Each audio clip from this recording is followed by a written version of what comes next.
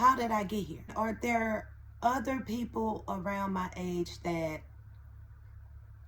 that feel like it's too risky to do anything different? It's too risky to try to change anything in my life at this point in my life. I'm just gonna ride it out. Just gonna ride it out till retirement or whatever, like just afraid to change.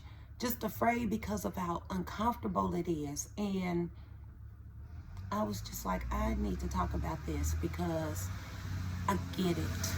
I get it. I'm gonna tell y'all something.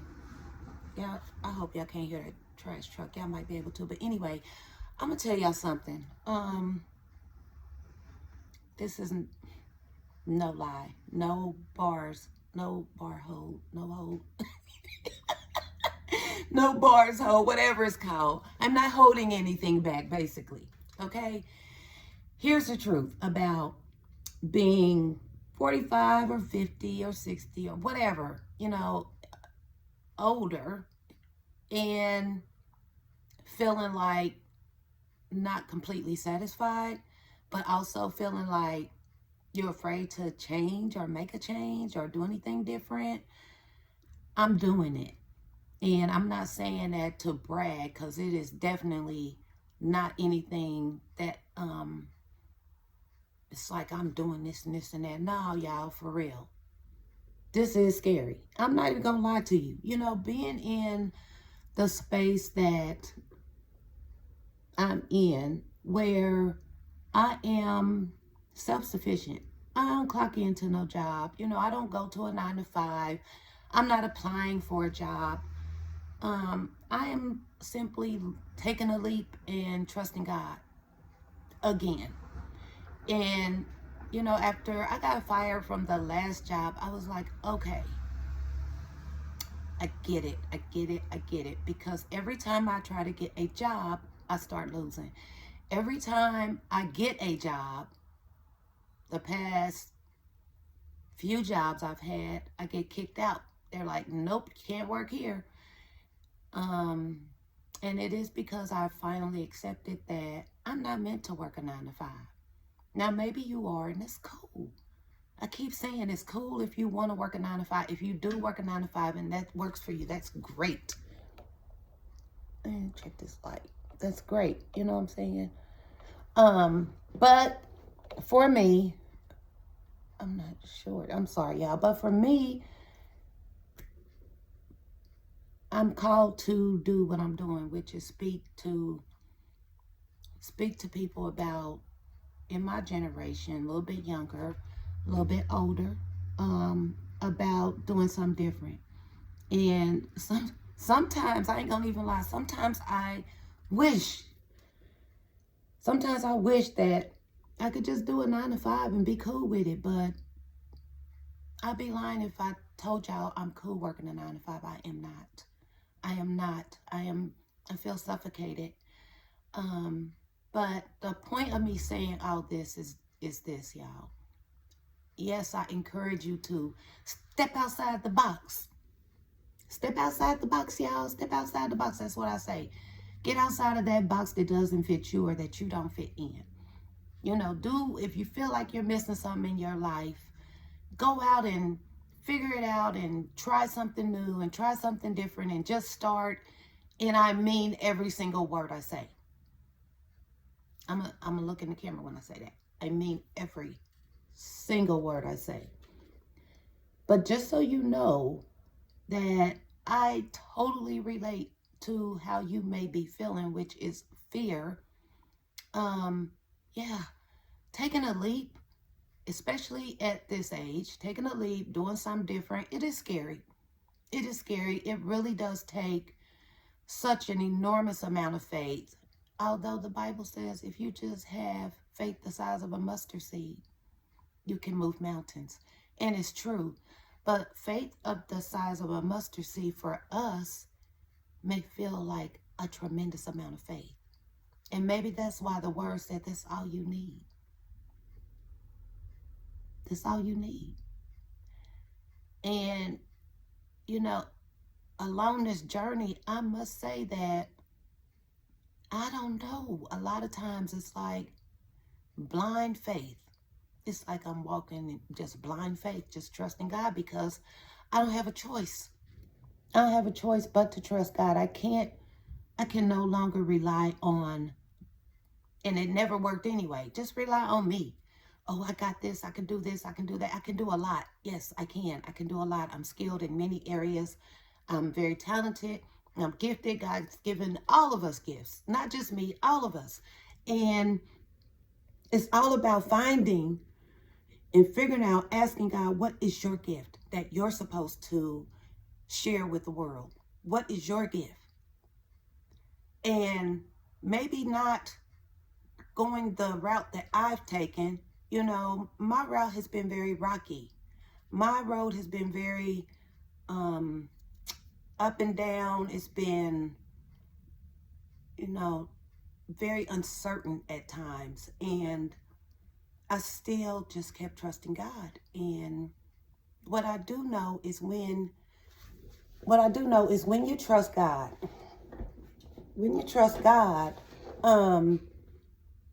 and that even feels scary sometimes, but when you trust God, He will provide. It may not seem like it. It may seem like everything's about to fall apart. You know,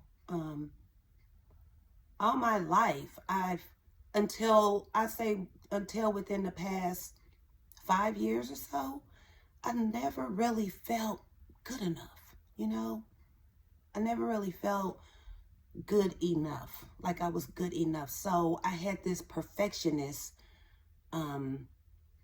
complex. Like I had to be perfect. I had to do everything perfectly. I had to make sure I succeeded in everything. Well, you know what that does when you try to be perfect is, since we are not perfect beings, we are human beings, you fail. And when you got a perfect mentality or a complex, a perfectionist complex, then if and when, and you will fail when that happens, you feel like a failure instead of, that's me, I'm talking to me, I felt like a failure because I had the perfectionist complex, because I didn't feel like I was good enough.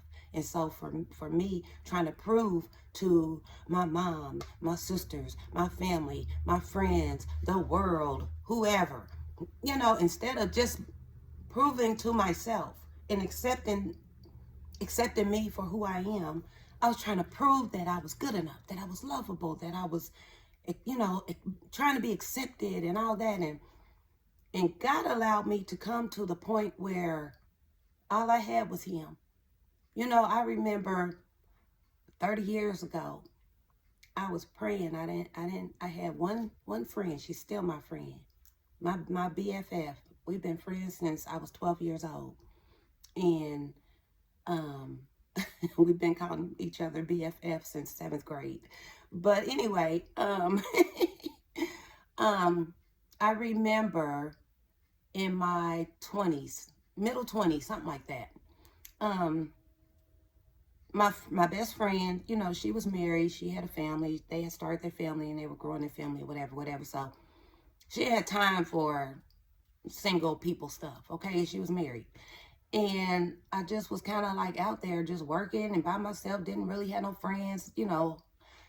And I prayed to God. I was like, God, please send me some friends. I don't have any friends. Please send me some friends. Please, please. I kept begging God, please send me some friends. And then I started working. A couple of jobs I worked, I picked up, not picked up. I met, picked up, Lord, I'm sorry. I met one friend, my first friend. I met her when I worked at Sprint, back when they were operators, y'all. I was a real live operator, okay? Anyway, and then I had another job where I worked at the IRS, seasonal, doing taxes or something. met some more friends. All of a sudden, I had like a gang of friends. They introduced me to their friends. And all of a sudden, we were girls. You know what I'm saying? It was like 7, 8 of us. And we just hung out, and it was so much fun. We just kicked it. And, you know, not kicked it like that because I never was a clubber. But we just hung out. We had fun. You know, we laughed and all that. You know, we went out, went out to eat and that type of thing and hung out. And back then, at that time, I was the only one that had my own apartment. Yeah, everybody else was still living at home. And I never really felt like I fit in. Like, I knew I fit in. I did. I was so happy to have friends that, you know, that accepted me, that I was just happy about that. But then, you know, that they would have girls trips and things like that. You know, they would travel and go out of town, and I could never go because I had bills to pay. And I didn't live at home with my mom, you know. My point in saying all of this is that I prayed to God for all of those friends because I didn't feel like just me, myself, and I was enough. And that I needed, if I couldn't make friends, then there was something wrong with me. So then God sent me all these friends, and we were friends for years and years and years. And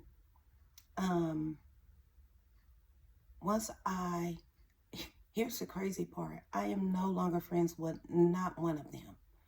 Not one of them. There's no animosity between us or anything like that. It's just we all grew apart. And so I ended up being back in the place where I had to learn to love me and understand that I have always been enough.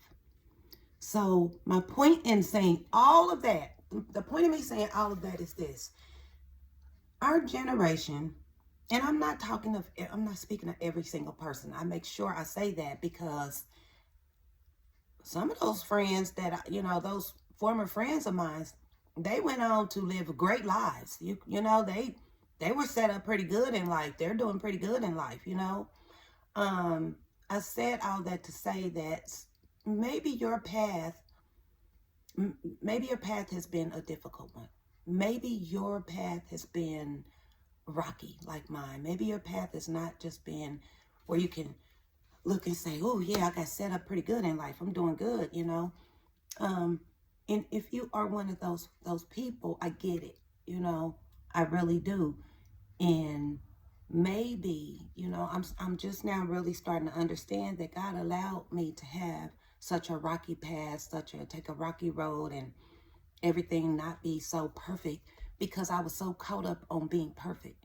And finally, I am to a point in my life where I understand the love of God and the God in me, and that's all I need. It's all I've ever needed, and it's all you'll need. It's all you'll ever need to feel like you're enough, to feel like you can accomplish the goals, your dream, to go after them. It is possible. I am out here on a prayer and a wing.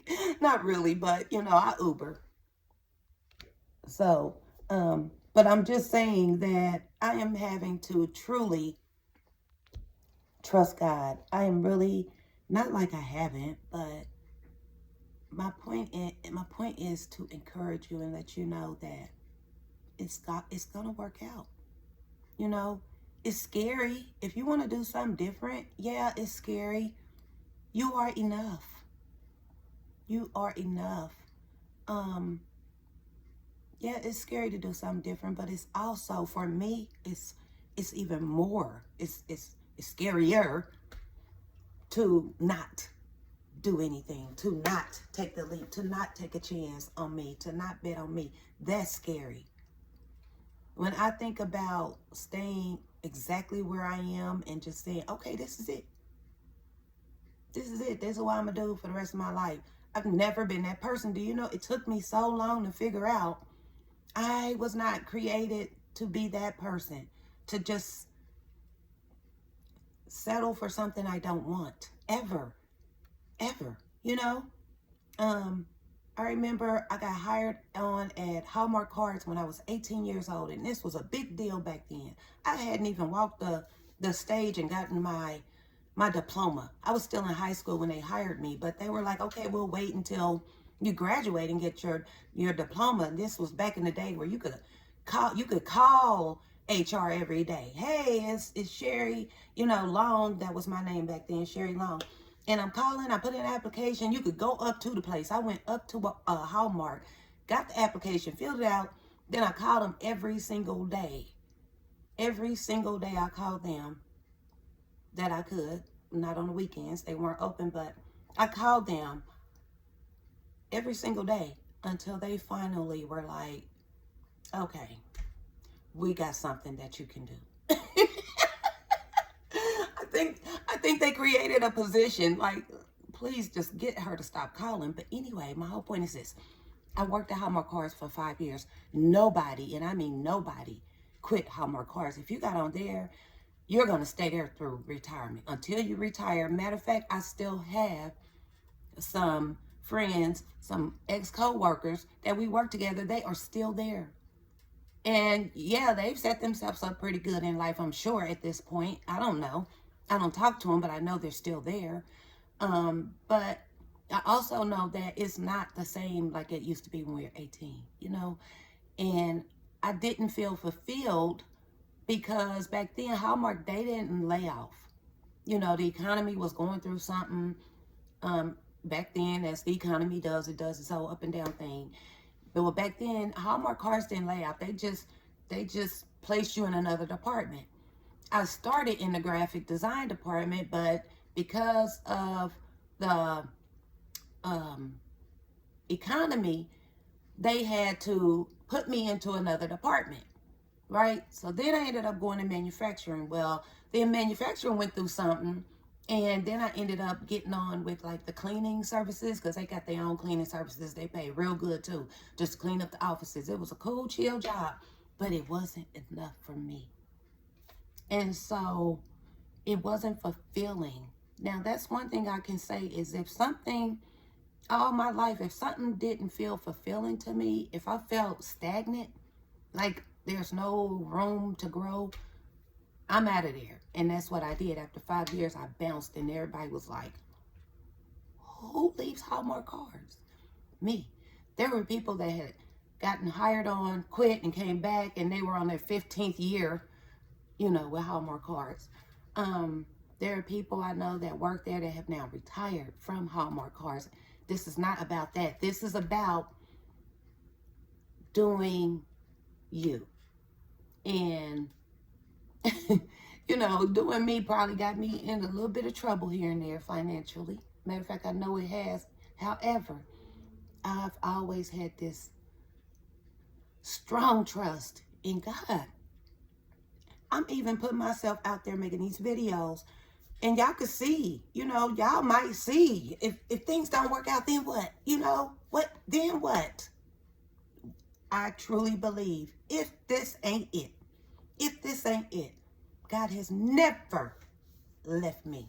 And when I say never, never, it may have felt like it. It may have felt like the world was falling apart. It may have looked like it. I may have been on my last dollar. I've had some cars repoed in my life. It's been a long time, but I'm just saying. I've been through it, okay? And still, but God always showed up for me. So what I'm telling y'all is, if there is something that you want to do in your life, don't allow your age to stop you. Don't allow the fact that you're comfortable in the space that you've been in, even though it's something else that you've always wanted to do. Don't allow that to stop you. Okay? Don't allow it to stop you. Just try. Just start. Just start. And trust God. I'm about to tear up because I'm so passionate about this. I just know that a lot of us, we grew up on the struggle bus. We grew up, during times where, we were just told we had to do We had to do things a certain way. We had to take a certain path in life. And this is how you do it. And if you don't do it this way, then you're going to fail. Well, I did all the things that I was told to do. I took all the paths that I was told to do, that I was able to do. And none of it worked. And now I am truly, truly in my own skin, being myself, being comfortable, and sharing my knowledge and wisdom and understanding out of obedience. And I just hope it reaches the right person. And if that's you, I'm glad that I was able to reach you, and I hope that I've said something to touch your heart, to move you profoundly, to live a life with no limitations. Don't put limits on God, because God can use anything. God can use you. God already gave you a gift. God has already given you the ability to do what it is that he gifted you with. If you are a person that's already walking in your gift, that is wonderful. There is no better place. There's no better space to dwell in. I am finally in a space where I'm just being me. I'm just being me. There's no pretense, nothing. I'm just being me. And it feels great. It also is very scary. In all seriousness, y'all, I said all that to say that I don't know all the answers. I, a lot of times, don't even know if what I'm trusting God to do in my life, if what I'm doing and I'm trusting God, if it's going to work, or if this is going to be another lesson that leads to the next thing, that leads to the thing that's going to work. You know what I'm saying? But what I do know is that I'm not afraid to try. And I don't want you to be. I'm not afraid to fail. And I don't want you to be, because to me, failing is not failing. Failing is a lesson. And it just, it redirects you to another way. It shows you the next door that is being opened for you. So I don't even know what I'm going to title this video, because it truly just hit me like that, and I just had to speak from my heart. So yeah, that's it. I hope y'all have a blessed day. Love y'all. Bye.